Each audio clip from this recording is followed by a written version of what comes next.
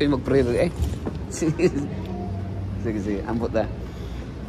Let's pray, gracious Lord in heaven. The sentiment of the song inspire each one of us, Lord, that someday song will be that heavenly kingdom that you prepared for us. The place where there will be no more sickness, no more sorrows, and no more death. When we are still alive, Lord, we pray, loving Heavenly Father, please use us mightily in your service to be a blessing to others. And by that, we can honor and glorify your name.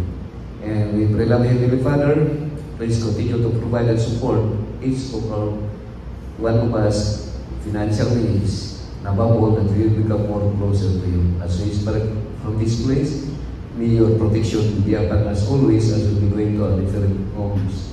We ask all these things in Jesus' name. Amen. Okay, so thank you very much.